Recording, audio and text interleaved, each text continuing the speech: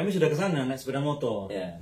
Tapi dari pihak lain Ustaz datang ke sana bawa naik truk dan bawa bantuan sembako. Kalah berapa kali ya? Iya. Itu udah kalah berapa Malah kali? ada gitu. pihak agama lain juga ini memberikan ini apa bantuan sapi. Nggak usah disebut Ustaz. Ya. Nggak usah disebut yang mana. Oke, lanjut. Jadi beliau ini tegar masuk Ke daerah-daerah, ke kampung-kampung, ke pelosok-pelosok. sekali lagi yang saya nyerah itu. Tapi berlanjutkan, Masya Allah. Ya. Allah yubarik fikum ya. Ya, akhina karim. amin. Alhamdulillah, dikarenakan saya itu berbeda dengan ustaz-ustaz lain. Kalau ustaz-ustaz lain itu hanya berdakwah di kota-kota yang bisa masuk mobil semuanya. Yeah. Saya masuk ke pedalaman, akhirnya titel itu diberi oleh orang. Yeah. Bukan hanya orang, wakil gubernur dan gubernur sekaligus memberi bahwa ini Ustadz Daya, Ustadz Daya, Ustadz kampungan, Ustadz Ustadz kampungan. pedalaman, Ustadz masuk ke pelosok-pelosok. Tapi itu malah sanjungan, karena tidak ada lagi yang berani kayak gitu. Paling tidak senekat beliau tidak ada lagi. Ya. Insya Allah begitu. Ya banyak, bukan hanya beliau tentu, tapi yang ya ini salah satu kisah sejati lah dari seorang muhtadin, Ya. mu'allaf, yang kemudian ya Berdakwah. dan hasilnya Ya alhamdulillah. Jadi mohon maaf pemirsa kaum muslimah berbahagia. Titel Ustadz Daya itu bukan saya yang memberi, tapi memang pemberian masyarakat. Satu dikarenakan saya itu selalu memakai kalau berdakwah itu ceramah itu pakai baju Daya, pakai kopiah Daya, pakai sorban Daya. Nah, yang kedua, saya itu berdakwahnya ke kampung-kampung, ke pelosok desa, ke tempat-tempat yang tidak pernah dimasukin orang. Makanya saya akhirnya kasih juluk seperti itu. Nah, bukan saya yang mau ngasih juluk itu, tapi orang lain, bahkan gubernur dan wakil gubernur yang memberi itu. Dan alhamdulillah sampai saat ini, karena dakwah saya seperti itu dan saya tidak pernah memaksa orang. Tidak pernah dan tidak minta bayaran ya. Ya, tidak pernah meminta bayaran. Dakwah saya murni, alhamdulillah. Kalau orang melihat mungkin dari mana Pak Ustadz dapat duit gitu loh. Kok bisa gitu kan. Itu Allah, kuncinya Allah. Jadi kalau Allah sudah berkehendak lain, Allah sudah berkehendak kun payakun, duit ada. Tijarah fi sabilillah. Ya. Berbisnis di jalan Allah. Yang pemilik semuanya tentu saja ada Allah. Ya. Kita berbisnis dengan modal nol, bahkan minus. Karena mata bukan kita yang menciptakan, tangan bukan kita, bahkan roh itu bukan kita. Tetapi Allah ciptakan, berikan kita amanah untuk menggunakan semua daya upaya ini. Di buminya beliau, di dalam udara atmosfernya beliau. Nah, Allah ingin menguji kita dan mempersilahkan kita mengembangkan semua potensi kita. Maka dengan ridhonya Allah, maka kun fayakun tadi, dan dengan sendirinya insya Allah nusratullah, pertolongan dari Allah itu datang. Walaupun kita mungkin pun minoritas ya, dan dalam keadaan underdog ya, dalam keadaan tidak kuat ya, tetapi bisa dimenangkan Allah karena kita di pihaknya Allah. Gitu. Jadi dakwah saya itu memang seperti itu. Jadi kita itu tiba-tiba butuh ini ada. Tiba-tiba kita butuh Al-Quran ada. Tiba-tiba kita butuh mau kena ada. Kenapa butuh Al-Quran, mau kena, Iqra, kemudian tuntunan sholat? Karena memang tatkala saya berdakwah itu kadang-kala itu yang masuk Islam itu satu kampung. Tuh dengerin tuh, Masya Allah. Jadi satu kampung. Dan sekali lagi orang masuk Islam melalui saya itu tidak ada yang dipaksa. Ingat ayat la ikraha fid din, tidak boleh ada pemaksaan dalam beragama. Ya. Jadi tidak ada kita memaksa, kita hanya memberi pemahaman saja kepada mereka-mereka. Kemudian dalam satu kampung kita kasih pemahaman agar mereka bisa membeda mana yang mau mereka ikuti agama, mana yang mereka harus tinggalkan gitu kan. Begitulah caranya. Dan maaf Ustaz, tidak pakai beri-beri sembako. Tidak ada. Jadi mohon maaf. Ya kalau dulu pakai kasih uang enggak? Kamu kalau masuk Islam saya kasih uang itu? Enggak ada. Kamu kalau masuk Islam kemudian kami sekolahkan sampai S1 gitu? Enggak ada. Kamu kalau masuk Islam nih ada beras, ada Indomie, ada apa? Enggak boleh merek, nyebut merek ya, ada mie instan, ada sembako. Pakai enggak ada. Tuh. Jadi tidak ada. Terus pakai apa dong kok? Nah ini pertanyaan penting. Mengapa kaum Dayak itu dengan perantaraan asbabnya beliau tertarik Islam? Sedangkan dulu ada doktrin bahwa kalau orang Dayak itu masuk Islam hilang Dayaknya jadi Melayu. Silakan. Jadi gini. Jadi kalau mereka ini kan kita datangin ya, kita datangi suatu daerah desa tersebut, kita lihat dulu kondisi mereka, keadaan mereka, kemudian kita melihat juga gereja-gereja mereka. Kalau hari Minggu gereja mereka sepi, berarti ada apa? Nah di situ kita akan bertanya sama mereka, kita kumpul, kita ngobrol bareng, kita bertanya kepada mereka, kenapa kok hari Minggu kalian tidak sembahyang? Nah, bukankah kalian sudah diberi gereja, sudah diberi tempat ibadah, kenapa kok kosong? Kenapa nggak diurus? Itu agama. Semakin kalian yakin kepada agama kalian, maka kalian itu akan semakin dipertahankan, diberi kemudahan-kemudahan oleh Tuhan. Nah, ternyata mereka banyak mengatakan bahwa, oh kami nggak ada tidak ada yang tukang itunya gitu lah, khutbahnya, kemudian tidak ada yang membimbing juga, sehingga mereka akan kita akhirnya memberi kesempatan kepada mereka, silakan untuk melihat yang lebih bisa membawa lebih baik. Afwan Ustaz, bukankah dari pihak mereka itu biasanya kekuatan finansialnya besar? Besar, tapi mengapa sampai tidak ada orang segala macam? Sekali lagi, karena kalau masuk desa di Kalimantan Barat itu tidak bisa semua orang bisa masuk. Jadi ada desa-desa yang sulit untuk dimasukin, tak itu yang Kristen, tak itu yang Islam, tidak mudah masuk, sehingga tidak tersentuh. Mereka dalam agama Kristennya itu tidak tersentuh dengan pembinaan-pembinaan agama, karena memang susah gitu kan. Nah, saya memang selama ini memang lebih cenderung untuk masuk ke daerah-daerah yang memang susah dimasukin. Misi susah masuk, kemudian pastor pendeta sudah susah masuk ke daerah situ. Mengapa susah masuk? Ya karena kondisi jalannya. Kondisi jalan. Tapi kan maaf, kalau kami dulu kan naik motor, ya paling banter ada mobil kayak Innova gitu ya. Untuk mereka kan bisa pakai truk, bisa pakai Land Cruiser apa gitu-gitu kan? Ya sekali lagi karena memang tidak ada jalan yang besar untuk pergi suatu desa itu. Di sana tidak semua jalan itu besar yang bisa masuk truk, yang bisa masuk kendaraan besar. Saya mau nggak mau kadang-kala itu harus, kalau memang sudah tidak bisa lagi pakai motor, mau nggak mau jalan kaki. Serius ini. Jadi kadang jalan kaki. Allah yubarik fikum, Allah yubarik fikum. Makanya kita pernah melakukan jalan kaki itu sekitar 64 km. Untuk jalan kaki bisa sampai ke lokasi gitu kan. Dan asal tahu ya, beliau ini memang badannya kekar ini. Ya, jadi tidak kita itu kadang-kadang kalau udah masuk ke desa itu kan memang tidak ada lagi jalan gitu. Makanya tidak bisa, misi pun tidak bisa masuk gitu kan. Kemudian yang Islam pun juga nggak bisa masuk situ gitu, sehingga mereka ini akhirnya putus agama mereka. Ada gereja tapi putus, nggak ada yang ngisi. Biasanya gini, karena kan saya biasanya tidak membuka untuk dialog seperti itu.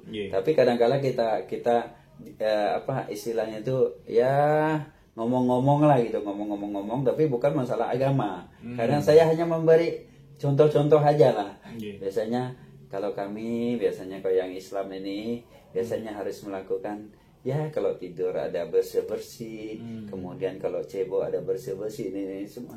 Kalau buang air besar, air kecil ada bersih-bersih. Hanya kita mengajar seperti itu saja, sampai ke hitanan.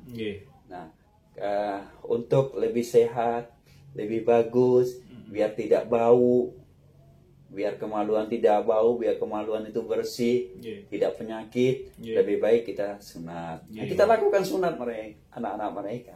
Alhamdulillah dari hal-hal seperti itu mereka akhirnya sadar. Kadang-kadang mereka minta masuk Islam satu kampung. Ada yang 105 kakak, ada yang 90 kakak, ada yang 96 kakak, ada juga, ada yang 73 kakak, terus sampai ke bawah. Jadi kita ingin Islamkannya itu ya satu kampung sampai yang paling sedikit gitu. Jadi memang ya saya berharap, ayo Ustadz ya Ustadz kita kalau mau nih kita berdakwah lebih baik di pedalaman deh. Nah, kita rasakan bagaimana berdakwah di pedalaman, dapat duit apa enggak. Kita tidak pernah mendapat amplop kalau ceramah di pedalaman, justru kita yang mengeluarkan duit. Nah, sekali lagi kita mengeluarkan duit bukan juga dari kita, tapi dari donatur, dari Allah ya. Allah gerakan donatur untuk membantu dakwah saya di pedalaman itu. Karena memang kalau berdakwah itu paling tidak kita beli aqua. Paling tidak suruh mereka masak teh, masak kopi. Itu kan duit kita kasih gitu kan. Kalau ngada-ngada seperti itu kita harus siap duit gitu kan untuk lebih mereka menikmati kebersamaan. Nah, setelah mereka masuk Islam yang banyak, maka biasanya saya tahap kedua saya harus membangun masjid di desa tersebut. Nah, kita harus membangun masjid, harus selesai, karena intinya mereka masuk Islam. Saya sering mengatakan, kalian sekarang sudah masuk Islam, maka kalian harus sudah bisa berubah dengan sifat-sifat kita yang dulu. Kalau dulu kita malas sembahyang, kemudian malas beribadat. Nah, setelah masuk Islam kalian ya harus berubah. Kalau kalian tidak berubah, ngapain masuk Islam? Nah, saya selalu mengatakan gitu. Alhamdulillah, mualaf di sana kita tekankan 3 bulan wajib sudah bisa baca Al-Quran. Wish, keren. Ya, karena ada target kami. Jadi mualaf baru itu punya target. Punya target, mereka 3 bulan harus bisa baca Quran. Bahkan bagi mereka yang tidak punya pekerjaan, kita wajibkan 2 hari bisa baca Quran. 2 hari ya? 2 hari turut-turut. Sekarang Anda punya tim berapa orang, Zat? Kita punya tim, alhamdulillah. Itu daerah semua ya? Ya, kita kader. Kita pekaderkan ke pondok pesantren. Setelah mereka selesai, mereka balik ke daerahnya masing-masing. Sekarang kita sudah mempunyai 28 orang. Dan itu semua Dayak? Semua Dayak. Semuanya mu'alaf? Mu'alaf semua. Muhtadin semua? Iya. Santri antum ya? Iya, dan anak-anak mu'alaf juga. Masya Allah. Jadi, ya seperti itu kita memang. Alhamdulillah. Ya kan? Saya sebagai Muslim juga ada unek-unek ya. Bukan terhadap Islam. Islam itu sempurna. Islam adalah agama sejak awal zaman dengan 124.000 nabi sejak awal zaman. Dasarnya adalah hadis riwayat Ahmad, Tirmizi, dan bahwa tidak semua nama nabi itu disebutkan di Al-Quran. Juga dasarnya adalah misalnya di Ghafir ayat 78 dan An-Nisa 194, bahwa tidak semua nama nabi itu diberitakan Allah kepada Muhammad Rasulullah Sallallahu Alaihi Wasallam. Nah, jadi kami tidak ada masalah dengan Islam. Tetapi kami, atau lebih tepatnya saya dalam ini, itu punya kekecewaan terhadap kaum Muslim. Tentu beliau juga. Apa kira-kira Ustaz? Ya, kadang-kala gini, kita ini sudah capek-capek juga gitu kan. Saya tidak mengatakan bahwa saya capek berdakwah, bukan. Tapi saya sudah berusaha untuk memberi yang terbaik kepada umat Islam. Ternyata masih ada kawan-kawan itu yang bilang, wah itu duitnya gitu kan. Jadi sudah lain kan. Maksudnya duitnya maksudnya antum dibilang makan duit orang gitu. Ya, karena gini, karena ada yang bilang kalau saya itu dibiayain oleh orang Kristen. Hah? Ya, sementara saya bilang saya bukan. Lah kan antum memasukkan orang jadi Islam, jadi Muslim. Ya. Kok malah dibiayai orang yang bukan Muslim? Ya, karena memang beberapa ini kan keluarga saya masih, meskipun dia dia bisa membantu. Oh gitu. Nah, seperti Nabi Muhammad dibantu oleh pamannya sendiri gitu untuk biaya-biaya dakwah. Nah, ingat saudara, ada seorang Yahudi yang ikut dalam tentaranya Rasulullah SAW dan wafat. Ya. Sampai detik akhirnya ya nahkum bidzahir, secara zahir tidak bersyahadat, tetapi simpati sekali kepada gerakan Rasulullah SAW dan para salafus soleh, para sahabat Nabi. Nah mungkin seperti itu ya. Ya, jadi memang ya apa ya, tolonglah kawan-kawan itu ya kan, jangan melihat satu yang jelek menutupinya banyak kebaikan gitu kan.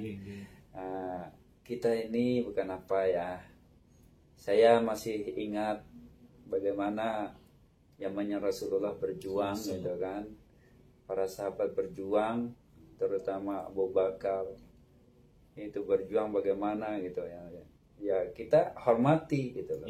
Kawan-kawan kita yang berjuang di jalan Allah, yang pendakwah itu dihormati aja lah, tak usah. Nggak perlu kasih duit, nggak perlu kasih dana. Yang penting mereka kita jaga itu aja. Jadi jangan sampai kita sama-sama Muslim malah berpecah lagi, saling menghina, saling menghasut, saling mengkafiri. Janganlah, tak usahlah itu terjadi. Dengan timnya atau bahkan dengan Syekh Zakir Naik. Nah, waktu Syekh Zakir Naik ke Indonesia, khususnya ke Gontor waktu itu, saya diberikan kursi VVIP. Karena sebelumnya saya mendapatkan kesempatan langka, pertama, membuka, mendampingi dan menerjemahkan dakwah dari Syekh Dr. Bilal Philips. Syekh Dr. Bilal Philips adalah dulunya komunis, ateis, gitaris blues dari Jamaika. Dan kemudian menjadi Muslim, mu'alaf, dan setidaknya menurut kabar, beliau ini sudah mengislamkan ribuan tentara Amerika pada saat konflik Perang Teluk ya. Itu. Nah, waktu beliau ke Indonesia, saya dipanggil oleh beberapa ustadz, yang antara Ustadz Mubarak dan Mu'alim dari Stadion Ali bin Abi Thalib, juga dari Al-Irsyad Surabaya, juga dari Radio Suara Muslim Surabaya, dan saya mendampingi beliau di Masjid Al-Irsyad. Ya.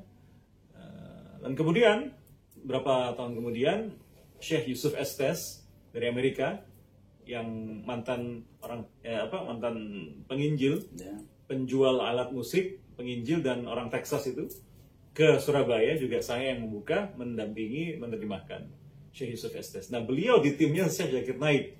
Saya waktu itu tidak menjadi penerjemah, tidak menjadi pembuka dan lain-lainnya itu karena sudah ada penerjemah dari Gontor. Tapi ternyata beliau di situ. Cuma saya belum kenal. Dan saya laki perempuan. Laki perempuan. Perempuan.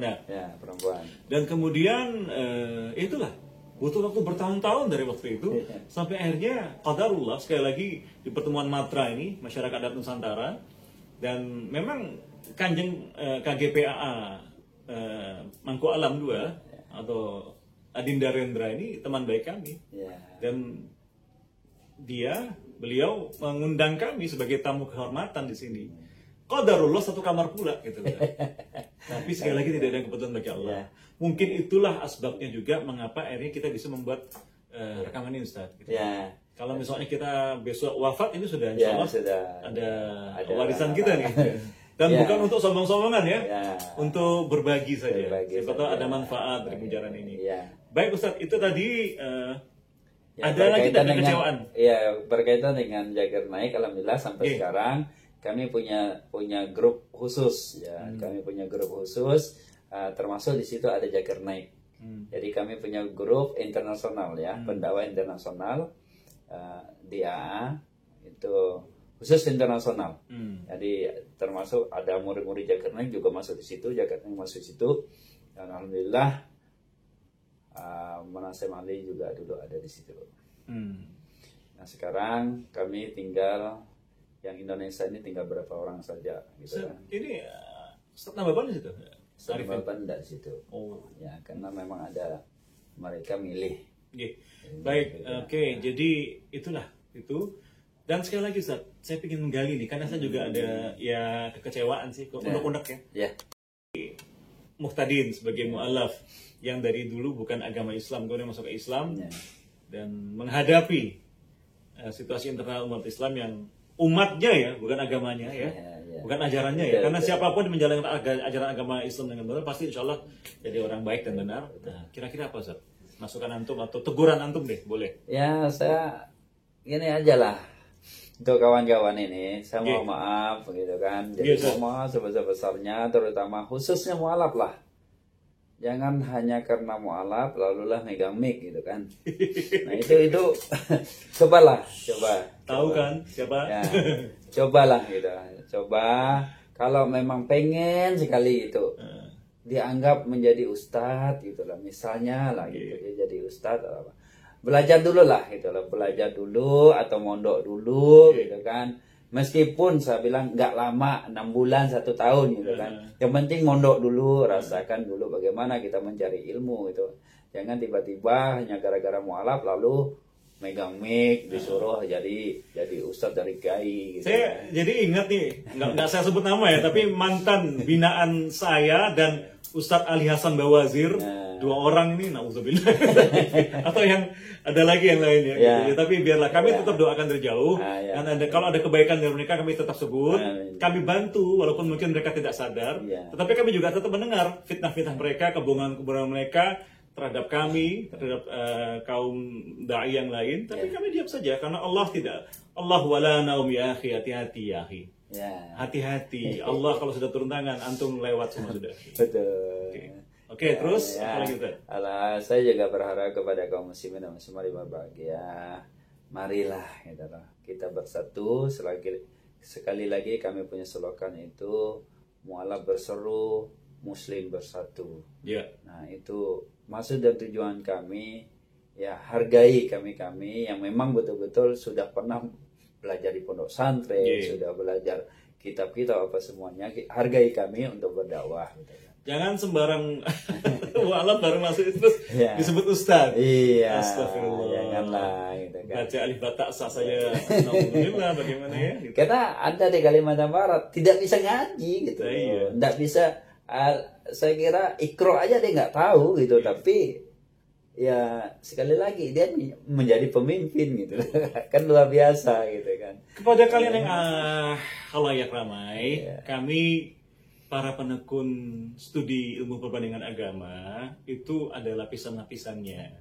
Yang tua-tua ini kelihatannya tidak tampil dan tidak dibesarkan media sosial, media massa tidak. Tapi kami punya majelis musyawarah dan kami tahu dan kami tetap mengamati dan jaringan kami, murid-murid kami tetap melapor kepada kami. Dan itu bukan untuk kami lantas tapi sekedar menjaga saja, karena toh Allah pasti akan turun tangan. Dan sebatas kami juga mengkondusifkan masyarakat, baik yang muslim dan sekali lagi kalau kaum muslimin belajarlah juga, karena tidak lantas setiap orang baru masuk Islam boleh dikasih mic, sekedar mungkin menceritakan mengapa masuk Islam, ya kan gitu, tapi bukan mengajar. Dan juga kepada kaum muslim mu'alaf, hati-hati. Kalau masuk Islam, jangan lantas seperti keluar dari mulut buaya masuk ke mulut harimau.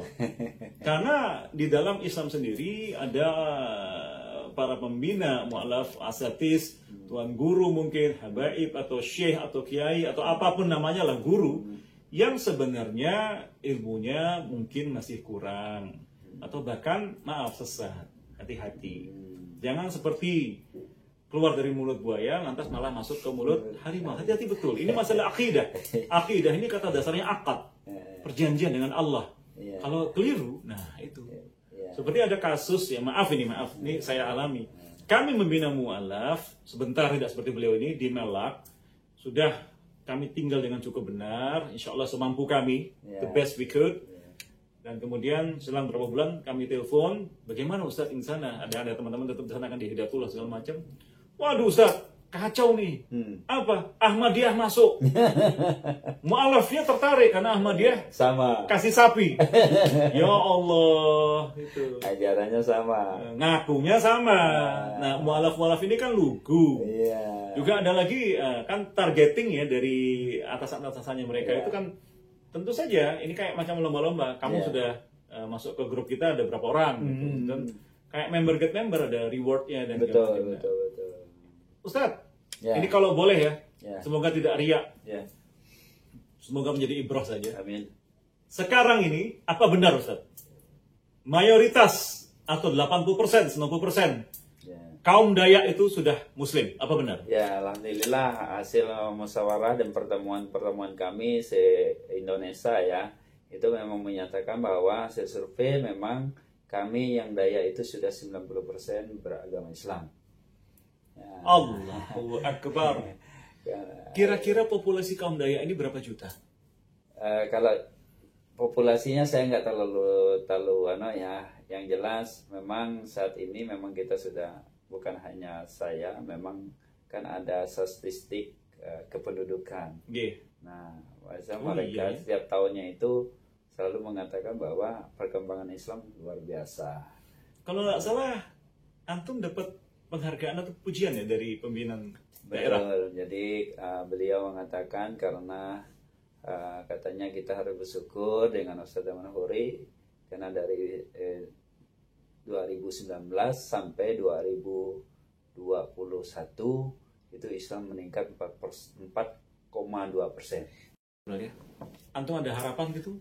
Ya harapan, kalau harapan sih memang sebagai pendakwah pedalaman ya, sebagai pendakwah Floso harapan memang dukungan dari ya terutama dukungan doanya, kemudian kalau memang Allah beri kesempatan kepada kaum muslimin muslimat yang mempunyai harta yang lebih ya silakan dukung kami gitu kan, dukung dakwah kami gitu kan, karena perjuangan kami itu tidak sampai di sini gitu kan, sampai kami mati pun kami tetap melakukan itu. Satu lagi saya berharap itu ya jangan mendengar omongan orang yang baru kita kenal kan.